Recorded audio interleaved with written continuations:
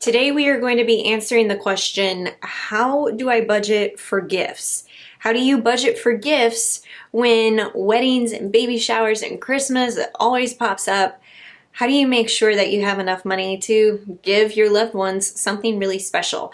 I'm going to be going over that in this video, but before we hop into it, if you want to talk about one-on-one what's going on in your financial world, be sure to check out my one-on-one budget coaching program, which is called Budget Bootcamp. I will link to that in the description below. It also includes my How to Control Your Spending workbook. Okay, now let's get into it.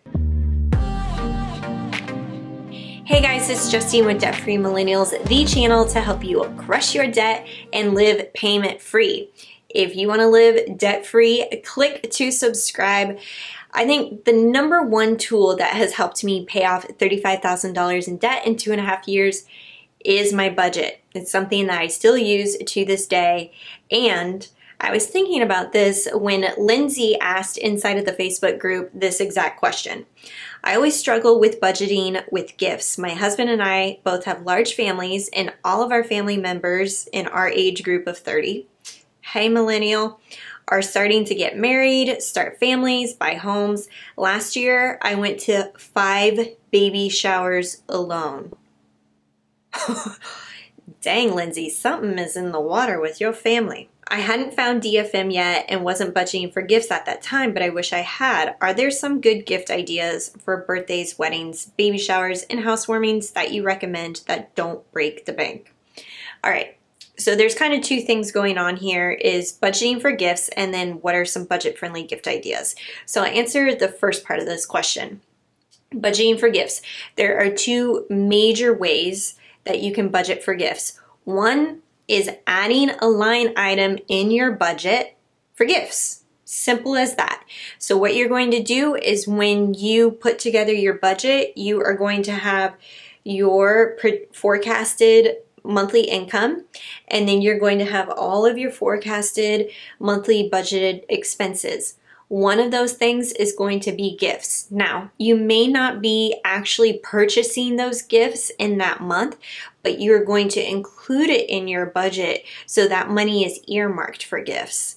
The second thing that you're going to do in terms of budgeting for gifts is opening up a separate savings account and nicknaming that savings account gifts. Now, I love doing this for financial goals because then you can actually visually see the amount that that particular fund has in it.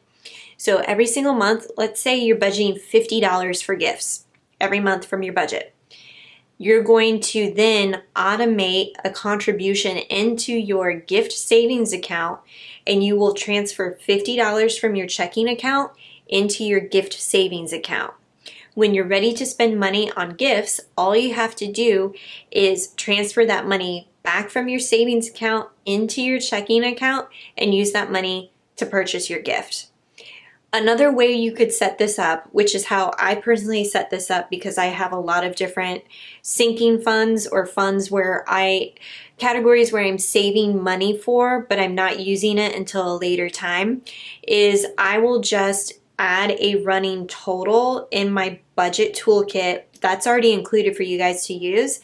And then I will update that amount and then eventually just put all of my separate sinking fund categories, all of the little things that I'm saving for, into one giant savings account so that I can accumulate more interest on a bigger amount of money.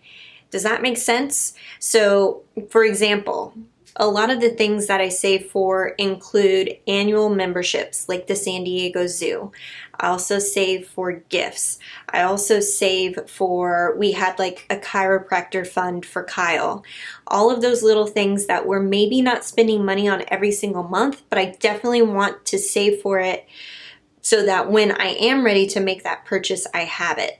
Instead of having like 50 different savings accounts, I just lumped them all together into one, like I call it the everything but the kitchen sink fund. And then I keep the updated running totals inside of my budget so I can see how much I have in gifts, how much I have in the chiropractor fund, how much I have in the Justine Has Fun fund. And that's how I keep it separated in my mind so I'm not overspending in this category. So there's two big things that have also helped me with budgeting for gifts, especially for Christmas. I create a separate spreadsheet in my budget, and I basically write down exactly who got what, and how much it was. That way I can see how much money we've spent on every single person, and then I can total up the total amount that we spent on Christmas. That's specifically for Christmas because that's always a big gift giving, big gift purchasing season. So I want to make sure I have it all set up, and I do it in a spreadsheet. Yes, call me crazy. That's how I do it. Another thing that I really like to utilize when it comes to gifts is using credit card points and points from various things, like taking online surveys, like Survey Junkie is my favorite tool to use for online surveys. And then also using points from scanning my grocery receipt using Fetch Rewards. You guys can do the same if you want to sign up using my code and my affiliate link. I will drop that below. I use points to my advantage when it comes to gift giving so that I don't feel like I'm taking away from my budget if that becomes the case. Okay, now for the second part of Lyndsey's question, which was, what are some budget-friendly gift ideas that won't break the bank? Okay, so for Christmas, my husband's side of the family wanted to do a secret Santa. So this is actually really helpful because instead of buying for both your family and his families, large families, lots of gifts, you're just pulling names out of a hat and you're only buying for one person. So that really helps keep it within budget. We also set a gift amount limit, and I think it was $25, so that it kept it fair and people weren't going overboard. Now you have to make sure if you guys implement this that there are rules, that you've put in rules that says, you know, we have this amount of money, must deliver the gift by. I mean, you don't want to be sitting around waiting for your Christmas gift and not knowing who your secret Santa is. That's the fact. Okay, for weddings and baby showers. Weddings and baby showers, you want to look at their registry. I know that sounds boring, but honestly, if they put it on their registry, they really want that gift. You don't have to go outside of the registry to think of something creative and elaborate. I always look at their registry first, and oftentimes what I'll do is if I'm on a budget, and let's say it's like $50, then I will find a couple of smaller items and get maybe like $5, $10 items and put them in a basket. So it's like a nice gift because they have a couple of different things they're opening. For special friends or friends that I'm a lot closer with, I will do something a little bit more homemade. So one of my friends, they had a baby shower, and instead of getting something from their registry, what I ended up doing is I created a scrapbook for her, and so I filled out all of the pages, and this plays into my strengths because I really love scrapbooking. So I just sketched out all the different ideas that I had for her, and then I created the pages and then put little blank spots for her to put in. Literally all she had to do was print out 4x6 photos and glue them into the page, and it was done. And she loved it. It was sentimental for me to make it for her, and she loved it because it didn't require a lot of work on her part to put it together, and she has those memories for life. Another way that I've done this is, especially since you mentioned all the baby showers. So you can get them gifts. Maybe get them a smaller gift if you're going to a baby shower. Maybe it's a $20 gift, whatever.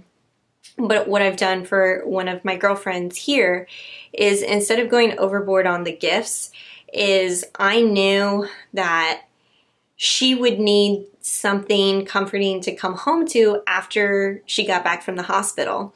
So it was awesome. So for $50, I ended up getting balloons, card, a bouquet of cheap flowers from the grocery store, and then I made her food. So I made her a big thing of broccoli cheese soup so that when her and her husband got home, they're hungry, they're tired, they could open their fridge and see that there was broccoli cheese soup in her refrigerator just to heat up. She didn't have to do anything. She didn't have to preheat the oven. Literally put it in the microwave. And that type of gift was so meaningful because it was unexpected. And everybody loves food. Like, that's such a great thing to give to expecting parents. And, you know, with families with newborns, like, you just want to give them food. I think that's super comforting. Okay, so that's baby wedding and baby shower gifts. Housewarming. I love this. Let's take a note from George and Mary Bailey from It's a Wonderful Life. And what do they do when they go and to the new housing development and move in on the Martinis? I think it's the Martini family. Mary gives them salt, bread, and a bottle of wine. Salt to season your life, bread so that the home may know no hunger, wine to celebrate. And I think that is the most endearing gift you could give for a housewarming gift. It's simple. It doesn't cost a lot of money. You can get a $12 bottle of wine. You can easily get a really nice loaf of bread from a bakery. Maybe get some kosher salt. Done. You've got that. That's a housewarming gift for less than $30. That's super cute and doesn't require a lot of effort. Okay, so for birthdays, this really depends on who it's for, but I typically like to give experiences for birthday gifts. And so what I mean by that is pick up on their small habits. What do they typically like to spend money on, or they don't typically spend money on for themselves, kind of back and forth. But for example, my sister-in-law loves to go to the nail salon and get her nails done. That's her thing. So I picked up on that and I was like, what is her favorite nail salon? Do they have a gift certificate? And I could just give her $25 for her birthday to go get her nails done.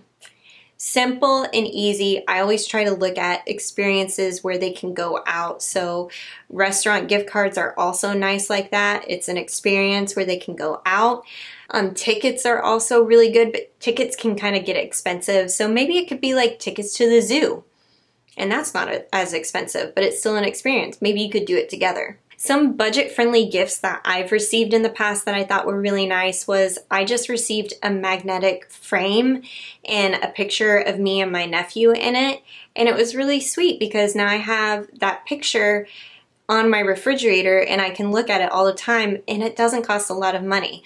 Likewise, Kyle knows that I don't really buy brand name shampoos and things like that. I'm a Pantene girl, but he knows that I like that quality. I just won't spend money on it. So he bought me a small bottle of Paul Mitchell tea tree peppermint shampoo. And it was like $15, but it was nice because it wasn't something that I would spend money on for myself, but it was the experience being like, ooh, cool, now I get to use this shampoo. This is awesome. Okay, so I hope that answers your question, Lindsay, on how I would budget for gifts and then some budget-friendly gift ideas. Don't forget, if you want to talk about what's going on in your financial world, be sure to check out Budget Bootcamp. I will link to that in the description below. And gosh, I mean, guys, think of all of the gifts that you could give me because you're budgeting for it now, right? If you have more ideas, comment below. Let me know what kind of gifts you guys are given.